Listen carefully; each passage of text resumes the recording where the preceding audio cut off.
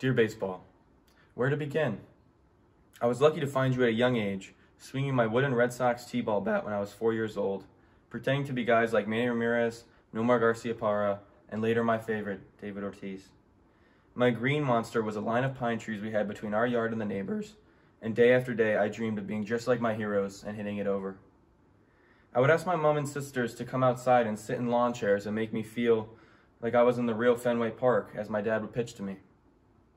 Every hit and every swing was a new opportunity to be the hero, but I had no clue what it really meant to be a hero until 2004, the year my love and adoration for you grew tremendously. The greatest comeback in the history of sports took place the week of my birthday.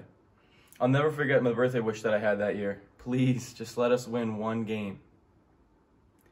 At that time, my hometown Red Sox were down 3-0 in the series and had no chance in the eyes of anyone. No team had ever come back from a 3-0 down deficit in the series. It was quite literally impossible to think they could do it against the powerhouse Yankees of all teams. Then, Robert Steele happened. Ortiz happened, the most clutch player I've ever seen in the history of the postseason. And Schilling's bloody socks in Game 6, and Damon's grand slam in Game 7. They did it.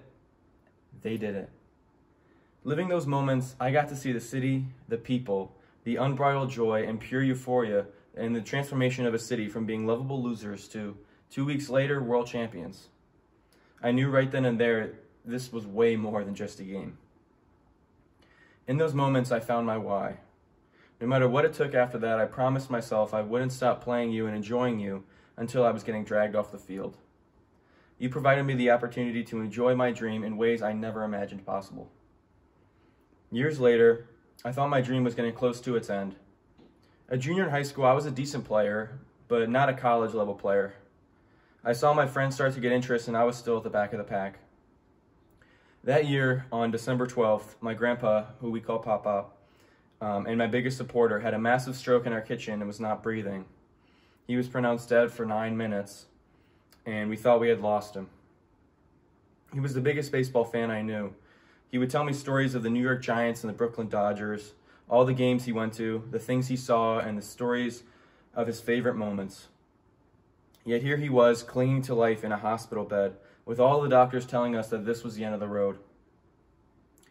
Well, luckily, those doctors were wrong. Papa was the recipient of a true miracle that day and came back to us, and within months he was talking like normal and being himself.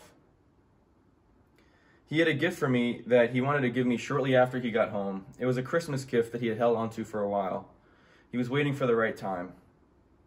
When I opened it, it was a book by our favorite player, Ted Williams. When I opened the front cover, I noticed a note left by my grandpa that felt ever the more meaningful with everything that had transpired.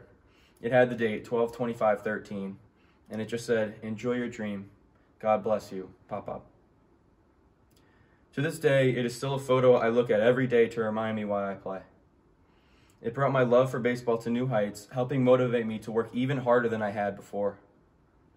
It's 6 years later, and I have met my best friends, teammates that have become the closest thing to brothers I've ever had, a coach that believes in me, and a game that I love now more than I ever have. It wasn't easy. There were broken bones, a major surgery, and even almost getting cut. But all of that was easy to overcome because I knew I had you waiting there when I was ready. You have never been just a game to me. You've been a way of life. You shaped me to work hard through adversity, to never waver in my self-confidence, and to never, ever give up. You're the only sport where the opposing team has to beat you and compete with you until the last out. You can't take a knee or dribble the clock out. You require us to compete until the very end, no matter what the score or the situation. That's why you are a step above the rest. You are an impossible game, maddening and frustrating as can be at times, but no matter what, you were always there. Thank you for teaching me so many life lessons and proving to me that anyone can play and succeed in this game if they love you enough. Thank you will never, ever cut it for what you have done for me in my life. You are not just a game. You are my best friend, and you always will be. Thank you, baseball.